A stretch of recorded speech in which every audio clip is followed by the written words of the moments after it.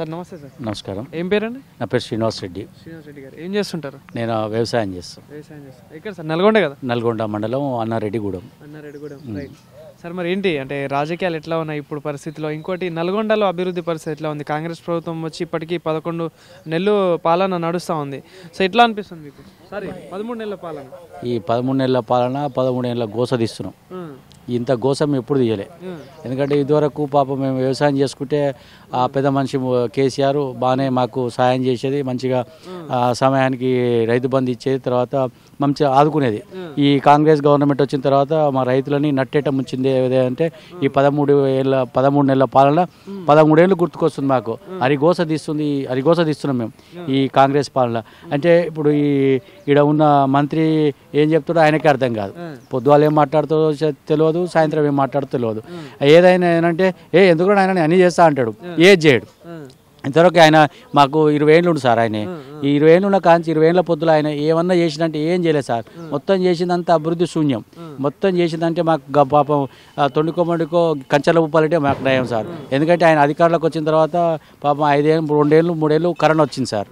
ఆ కరోనా వచ్చిన తర్వాత మన ఇక అభివృద్ధి చేయాలంటే ఏముంది, మనకు 2-3 ఏళ్ళు కరోనా వచ్చింది సార్. ఆ కరోనా వచ్చిన తర్వాత అభివృద్ధి పాప అప్పుడు చేయలే. తర్వాత 2 ఏళ్ళలో మనకు నల్గొండలో ఒకసారి ఇదివరకు మాకు మెడికల్ కాలేజ్ లేకుండే, ఐటీ హబ్ లేకుండే, తర్వాత ఎన్జీ కాలేజ్ లేకుండే. ఇవాళ ఎన్జీ కాలేజ్ తీసుకొచ్చింది సార్, తర్వాత ఐటీ హబ్ తీసుకొచ్చింది సార్. తర్వాత ఇవన్నీ బీఆర్ఎస్ గవర్నమెంట్ కేసీఆర్ చేసినాయి సార్. అంతకుముందు వెంకరెడ్డి మాకు 20 ఏళ్ళు ఉన్నాడు, ఏం చేయలే, ఒక రోడ్డు కూడా వేయలే నల్గొండలో. ఇవాళ చూడు సార్, మన హైదరాబాద్ లాగా మొత్తం నేనే చేసిన అభివృద్ధి కానీ అదంతా నేనే చేసిన, ప్రజలందరూ నా వైపు ఉన్నారని ఒక మాట అంటాడు సార్. నేనేమంటే చెప్పనా సార్, ఆయన రమ్మని సార్, నేను వస్తా, గడియారం కాడ కూర్చుందాం. మేము ఆయన ఏం అభివృద్ధి చేసిండో చెప్పమని, మేమేం అభివృద్ధి చేసినాం, మన కంచెల ఉపాధి ఏం అభివృద్ధి చేసిండో, కేసీఆర్ ఏం అభివృద్ధి చేసిండో చూపిద్దాం, మాట్లాడదాం. ఇప్పుడు ఆయన కేసీఆర్ ఆయనకు అక్కర్లేదు, తర్వాత కంచెల ఉపాధి అక్కర్లేదు, మంత్రి జగదీశ్వర్ రెడ్డి, మాజీ మంత్రి జగదీశ్వర్ రెడ్డి అక్కర్లేదు. మేమే వస్తాం గడియారం సెంటర్కి, రమ్మన్రి, క్లాక్ టవర్ సెంటర్లో చర్చ పెడదాం. కోమటిరెడ్డి వెంకటరెడ్డి నల్గొండ అభివృద్ధి చేసిండా, కంచెల ఉపాధి అభివృద్ధి చేసిండా, జగదీశ్వర్ రెడ్డి అభివృద్ధి చేసిండా, కేసీఆర్ అభివృద్ధి చేసిండా మాకు కనిపిస్తుంది. అది ఈయన వచ్చిన తర్వాత ఏమన్నా చేసిండా? ఆయన ఆర్ఎండ్బి మినిస్టర్ తట్టడు మట్టి తీయలే, గంటెడు మట్టి వేయలే, తట్టడు మట్టి తీయలే, గంటెడు మట్టి వేయలే. ఈ 1 year లో వచ్చిన దాఖలాలు ఈ నల్గొండకి. ఇక ఆయన వస్తే గాలి మోటార్లు వస్తాడు సార్. గాలి మోటార్లు వచ్చి గాలి మాటలు చెప్పి తర్వాత ఆ గాలి మోటార్లో వచ్చిన పైసలు పెట్టినా కానీ మాకు అభివృద్ధి అయ్యేది సార్. ఇప్పుడు ఎలక్షన్ టైం అని సార్ ప్రతి ఒక్క ఎమ్మెల్యే హామీలు ఇస్తూ ఉంటారు, వచ్చినాక చేస్తూ ఉంటారు. మరి ఈయన ఇచ్చిన హామీలు ఏంది? మరి ఏమన్నా ఒకటైనా నెరవేర్చే పని చేసిన? వెంకటరెడ్డి అంటేనే ఒక 420 సార్. 420లో నెంబర్ 1 ఎవరంటే తెలంగాణ రాష్ట్రంలో కోమటిరెడ్డి వెంకటరెడ్డి మాటలు చెప్పుడులో గగనం. ఇప్పుడు ఆఖరికి ఇప్పుడు మనం ఉన్నాం కదా సార్, నిలవడంగా వీడికి రైలు పట్టాలంటే నీకు ఎందుకు ఆయన వేస్తాం, డిపిఆర్ తయారు చేయవా అంటాడు. అంటే మన ఉత్తి మాటలు చెప్పుడులో ఈయన పర్ఫెక్ట్ ఎవరంటే వెంకటరెడ్డి. ఎందుకంటే ఆయన నోటికి ఏదో అది వాగ్దానం చేస్తాడు, కానీ చేతుల్లో మాత్రం చేసేది ఉండదు. మాటలు మాత్రం కోటలు దాటుతాయి, పనులు మాత్రం తంగెలు కూడా దాటవు సార్. సో మరి ప్రజాపాలన అంటా ఉన్నారు ఒక పక్క. మరి ప్రజాపాలనలో 6 గంటల పరిస్థితి ఏంది? మరి నల్గొండలో కానీ మీ గ్రామాలలో ఎవరికైనా అందినాయంటే ఏం చెప్తారు? ఈ ప్రజాపాలన అనేది ఒట్టి బోగస్ సార్. ప్రజాపాలనలో మా ఊరికి ఒక్కనికి పింఛన్ రాలే, కొత్త పింఛన్లు, ఒక్కనికి డబుల్ బెడ్రూమ్ రాలే, ఒక్కనికి 2500 ఆడవాళ్ళు ఉంటారు కదా సార్, వాళ్ళకు ఒక్కరికి 2500 రాలే, ఒక్కరికి మన ఏదో ఉంటారు కదా సార్ రైతు బంధు రాలే. ఇక ఆయన 6 గ్యారెంటీలు ఏమి చేసినాయంటే ఇప్పటికీ మాకు 2 సార్లు పడాలి సార్. ఆయన ఏమన్నాడు, అధికారం రాకతోలిగే నేను అధికారంలోకి వస్తే అన్ని చేస్తా అని చెప్పింది సార్. ఇంతవరకు అధికారంలోకి వచ్చిన తర్వాత ఏదన్నా ఒక మంచి పని చేసిందంటే నేను ముక్కు నేలకు రాస్తా సార్. ఆయన మన కేసీఆర్ చేసిన సంక్షేమ కార్యక్రమాలు ముందు తీసుకుపోవడానికే చేతనైతే లేదు ఈయనకు. ఈయన చేసిన ఏమున్నాయో చెప్పాను, చెప్తే నేను ముక్కు నేలకు రాస్తా. ఆయనకు బట్టలు ఇప్పుకొని నల్గొండ మొత్తం తిరుగుతా సార్. ఈయన ఏమైనా చేసిన అభివృద్ధి కార్యక్రమాలు ఉంటే ఏమైనా ఉంటే మేము బట్టలు ఇప్పుకొని నల్గొండ మొత్తం తిరుగుతాం, రింగ తిరిగి వస్తాం.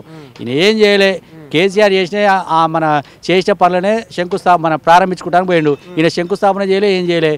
ఓడో పుట్టిన బిడ్డకి ఈయన ముద్దాడటానికి నల్గొండకు వచ్చిండు రేవంత్ రెడ్డి. మన నల్గొండ చుట్టూ రింగ్ రోడ్ తీసుకొస్తా, ఇంకోటి మెట్రో తీసుకొస్తా దరిదాపులోకి అని చెప్పేసి అంటా ఉన్నాడు. మరి సాధ్యమవుతుందంటారా? ఇప్పుడు ఇంకొకనా సార్, ఏట్ల రాయి తీయడు, కూట్ల రాయి తీసినట్టు. ఈయన ఏట్ల రాయ తీస్తలేడు, ఇక కూట్ల రాయ తీస్తాడు చెప్పు. ఈయన అన్ని డొల్ల మాటలు. ఇప్పుడు మన ఊర్లో కనుక లొట్ట తుపాకి పట్టుకొని లత్కొరసా పోతాడుగా, నాకు లత్కోర్ సాబ్ పోతాడుగా లత్కోర్ మాటలు మాట్లాడతారు తప్ప ఒక్కటన్నా అభివృద్ధి చేసిన పాపన ఓరిల్లు. సో మరి ఈ 1 year అంటే కేసీఆర్ పాలన చూసిళ్ళు, అంతకుముందున్న కాంగ్రెస్ పాలన చూసిళ్ళు, ఇప్పుడు రేవంత్ రెడ్డి కాంగ్రెస్ పాలన కూడా చూస్తున్నారు. ఏది బెస్ట్ అనిపించింది, ఎట్లా అనిపిస్తుంది? వమ్మ ఈ రేవంత్ రెడ్డి పాలన గిసొంటి పాలన నేను ఎప్పుడు చూడలేదు సార్. నాకు వచ్చి 46 ఏళ్ళు సార్. ఈ 46 ఏళ్ళల్లో గిసొంటి ముఖ్యమంత్రిని, తుక్లక్ ముఖ్యమంత్రిని, పిచ్చి ముఖ్యమంత్రిని, చెడ్డ ముఖ్యమంత్రిని, చదువుకోని ముఖ్యమంత్రిని, రండ ముఖ్యమంత్రిని, సౌట ముఖ్యమంత్రిని ఎప్పుడు చూడలేదు సార్.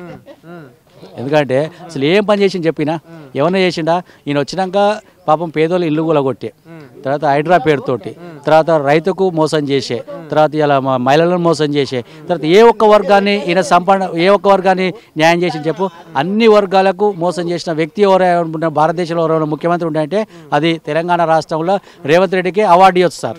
ఎందుకంటే ఆస్కర్ అవార్డు ఇవ్వచ్చు. ఎందుకంటే సినిమా వాళ్ళకి ఇస్తారు ఆస్కర్ అవార్డు, అసొంటి ఆస్కర్ అవార్డు ఈయనకు ఇవ్వచ్చు. ఎందుకంటే ఇంత మంచి పర్ఫార్మెన్స్ చేసిండు, ఇంత మంచి నటన చేసిండు, ఇంత మంచి పాలన చేసిండు కాబట్టి ఆయనకు రేవంత్ రెడ్డికి ఆస్కార్ అవార్డు ఇవ్వచ్చు. కానీ విజయోత్సవ సంబరాలు చేస్తుంది కాంగ్రెస్ పార్టీ. ఏడాది పాలనలో విజయాలు సాధించినాం, అద్భుతాలు చేసినాం అని చెప్పేసి విజయోత్సవ సంబరాలు చేస్తా ఉంది. చేసుకునేంత స్థాయిలో జరిగింది అభివృద్ధి అంటే ఏం చెప్తారు మీరు? ఏం బీకింది సార్? మీకు నాకు తెలియకడుతా, మీకేమన్నా తెలిస్తే చెప్పుడు సార్. నాకు తెలియదు. మీకేమన్నా ఈ పని చేసిండు రేవంత్ రెడ్డి ఈ తెలంగాణ రాష్ట్రానికి, ఈ అభివృద్ధి సంక్షేమ కార్యక్రమం చేసిండు, ఈ ప్రాజెక్టు కట్టిండు, తర్వాత గీ తెచ్చిండు, ఈ వర్గానికి న్యాయం చేసిండు, ఈ ప్రజలకు న్యాయం చేసిండు, తర్వాత మైనార్టీలకు న్యాయం చేసిండు, బీసీలకు న్యాయం చేసిండు. తర్వాత ఆయన వచ్చిన తర్వాత అరే గోస తీసుడు విద్యార్థులు ఇలా రుణమాఫీ చేసినాం, ఇంకోటి 500కే గ్యాస్ ఇస్తున్నాము, ఫ్రీ కరెంట్ ఇస్తున్నాం అని చెప్పేసి పదే చెప్తా ఉన్నారు ఎమ్మెల్యేలు కానీ మంత్రులు కానీ, రేవంత్ రెడ్డి కూడా. సార్ నేను ఏమంటా అంటే చెప్పనా సార్, మీరు మీడియా వాళ్ళు కాబట్టి మీరు మస్తు చెప్తారు సార్. ఎందుకంటే చెప్పనా, మీరు ఊళ్ళో పోయి అడుగురి, మా ఊరికి రారి, నేను అడిగిపిస్తా. తర్వాత మిమ్మల్ని ఆడిపోతే మిమ్మల్ని తిడతారు. ఒకడన్నా రేవంత్ రెడ్డి పేరు తీస్తే మిమ్మల్ని పొట్టు తిడతారు, మిమ్మల్ని గట్టిగా కొడతారు. ఎందుకంటే ఆయన చక్కగా చేసిండు, ఈ గ్యాస్ ఇచ్చిండు, ఈ కరెంట్ ఇచ్చిండు, తర్వాత ఉచిత బస్సు ఇచ్చిండు అని చెప్తే, ఉచిత బస్సు ఏదో ఉంటుంది కదా శాస్త్రం. ఇప్పుడు నేనేమంటే నువ్వు తయారుగా ఉంది వండిపెట్టు పెళ్లి కొడుకు అంటే కాదు, నువ్వు ఏమైనా కొత్త బస్సులు తీసుకొచ్చినావా? కొత్త ఏమైనా బస్సులు తీసుకొచ్చి నువ్వు ఉచిత బస్సు అంటే లెక్క. నువ్వు ఒక్క బస్సు తీసుకురాకపోతేవి, ఒక్కటి కొత్త బస్సు కొనకపోతేవి, తర్వాత బడ్జెట్లో బస్సులకు పెట్టకపోతేవి, తర్వాత ఈరోజు రాష్ట్ర బడ్జెట్ను మొత్తం కూడా నాతలకూతరం చేసినటువంటి వ్యక్తి రేవంత్ రెడ్డి. బస్సులు కొని కొత్త బస్సులు కొని నువ్వు ఫ్రీ బస్సు పెడితే లెక్క. నువ్వు ఏం కొనకపోతేవి, ఓడో పెట్టిన బస్సులకు నేను ఎక్కిస్తా, నేను చేసినట్టు నువ్వు ఏం బీకినావు చెప్పవు, ఇది చేసినా చెప్పు. సో మరి ఫైనల్ ఏం చెప్తారు? మరి వచ్చే స్థానిక సంస్థల ఎన్నికల్లో అంటే లోకల్ బాడీ ఎలక్షన్స్లో ఎట్లా ఉండబోతుంది? మరి ఏమైనా చేంజెస్ ఉంటాయి సార్? ఇప్పుడు మళ్ళీ రేవంత్ రెడ్డి ఏం చేస్తున్నాడంటే మళ్ళీ కొత్త వేషం కట్టుకొని వచ్చిండు సార్. ఇప్పుడు పగటేషం లెక్క మళ్ళీ కొత్త వేషం కట్టుకొని వచ్చిండు. ఏం వేషం కట్టిండు? ఇప్పుడు ఊర్లల్లో మళ్ళీ మీకు ఇండ్లు ఇస్తామని చెప్పేసి అంటుండు. నియోజకవర్గానికి 3,500 అంటుండు. గతంలో చేసిన శాంక్షన్ చేసిన ఈ కట్టమని ఇప్పుడు గతంలో కేసీఆర్ గారు హయాంలో చేసిన ఇండ్లకు అప్పుడు మనం అవి ఇచ్చినాం. ఏది మన కాగితాలు ఉంటారు కదా సార్, కాగితాలు ఇచ్చినాం, ఆర్డర్ కాపీ ఇచ్చినాం. అందరూ బేస్మెంట్ కట్టుకోరు. పాపం హైట్కి పైసలు ఇవ్వమని శాంక్షన్ చేయమని. తర్వాత కేసీఆర్ కట్టిన డబుల్ బెడ్రూమ్లను నేను కట్టినా అని చెప్పేసి ఇక్కడ రంగులు వేసుకొని తర్వాత ఇచ్చేది కాదు సార్. మేమంటే అవి వంచమని ఫస్ట్, అవి వంచిన తర్వాత కొత్త చేస్తే ఏమైనా చక్కదనం ఏం లేదు. ఉత్తిగా ప్రజలను మోసం చేయాలి, మళ్ళీ ఏదో ఒక రకంగా చేయాలని ఒక సంకల్పంతో ఈ విధంగా చేస్తుంది తప్ప ఎక్కడ కూడా కాంగ్రెస్ పార్టీకి కానీ తర్వాత స్థానిక సంస్థలు కాంగ్రెస్ పార్టీకి ఓటేస్తే నట్టేట మునిగినట్టే మనం ఇప్పటికే అనుకుంటారు. ఇక మళ్ళీ ఒకసారి మోసం పడిపోతాం సార్. సరే అధికారం ఉందని చెప్పి గెలవచ్చు కాక గెలిచిన మాత్రం ఏముంది? ఇక 13 నెలలు ఏముందో పాలన రేపు గదే అవుతుంది, కొత్తదైతే కాదు కదా సార్. కొత్తది వస్తుంది ఏమన్నా? ఇప్పుడు పాచి పనులోనికి ఎంత తోయినా పనులు తెల్లగైతే ఒకసారి తెల్లగైతే మళ్ళీ ఆశపడతాయి. అసొంటి ముఖ్యమంత్రి ఇసొంటి పరిపాలన భారతదేశంలో ఏ రాష్ట్రంలో కూడా జరుగుతలేదు, తెలంగాణ జరుగుతుంది. ఈయనకు తెలియక చదువుకోలే, అనుభవం లేదు, అనుభవరాహిత్యం. తర్వాత ఏం చేద్దామన్నా మంత్రులు ముఖాలు అడ్డుతున్నారు. ఇప్పుడు మంత్రులు ఎవరికన్నా సోయిందా సార్? ఎవరికన్నా పరిపాలన మీద సోయిందా? అందరు గాలి మోటార్లు వేసుకొని తిరుగుతారు. ఇప్పుడు మా దగ్గర ఉత్తమ్ కుమార్ రెడ్డి గాలి మోటార్లు తిరుగుతాడు, కోమటిరెడ్డి వెంకరెడ్డి గాలి మోటార్లు తిరుగుతాడు. గాలి మోటార్లు తిరిగి గాలి మాటలు చెప్పి ఈ యొక్క రాష్ట్ర ఖజానాను లూటీ చేస్తుంది ఎవరే అంటే ఈ రాష్ట్ర ప్రభుత్వమే. అయ్యే పైసలు పెట్టి ప్రజలకు ఏదైనా రోడ్డు వేయచ్చుగా, ఏదైనా రోడ్లు వేయచ్చు కదా. ఈ నల్గొండ విషయానికి వస్తే సార్, నల్గొండ వెంకరెడ్డి మొత్తం మాటలకు షురుడు సార్.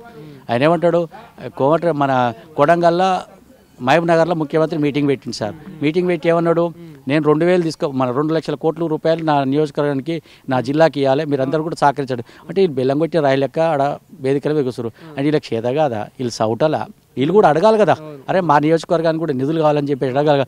ఇదివరకు జనాల మీద ఒట్లయిపోయినాయి, దేవుళ్ళ మీద ఒట్లయిపోయినాయి. ఆఖరికి మళ్ళీ ఈయన రేవంత్ రెడ్డి గారు ఏం చేస్తారంటే మంత్రుల మీద ఒట్టు మీ మీద నాకు సహకరిస్తారని చెప్తున్నారు. అంటే వీళ్ళేంది ఆఖరికి మా క్యాబినెట్ ఉన్న మంత్రులను కూడా మోసం చేయడానికి రేవంత్ రెడ్డి రెడీ అయ్యిండు.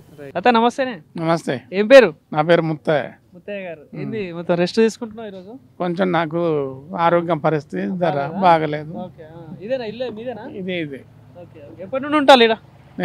ఎప్పటి నుండి ఉండేది ఇక్కడ? నేను పుట్టుటే ఇక్కడ, మొత్తం ఇక్కడ ప్రాపర్ ఇక్కడ.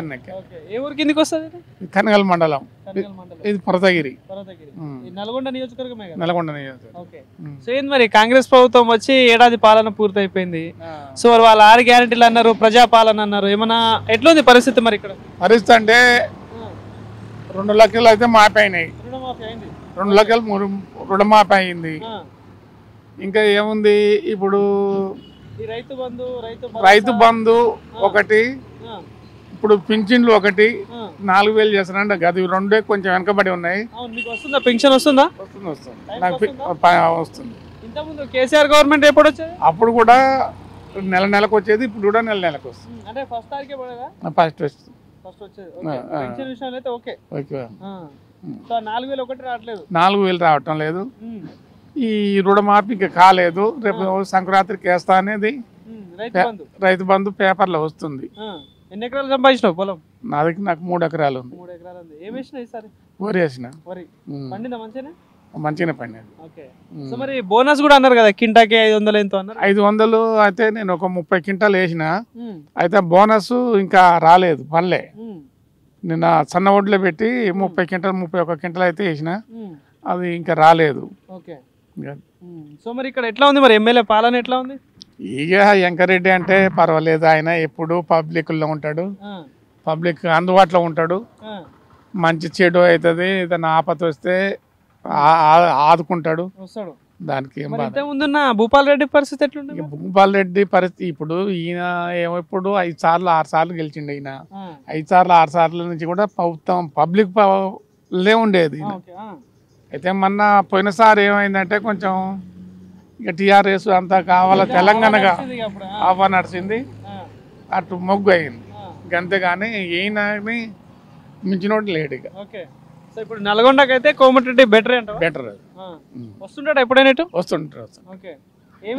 నాకు పచ్చవాతం వస్తే కూడా నన్ను వచ్చి కూడా మందలిచ్చిపోయింది. నాకు ఆయన భువనగిరి ఎంపీగా ఉండే, భువనగిరి ఎంపీగా ఉండగానే మా కార్యకర్తలు ఇట్లా ముత్తయ్యకు ఇట్లా వచ్చిందంటే అక్కడి నుంచి వచ్చి కూడా చూసిపోయింది.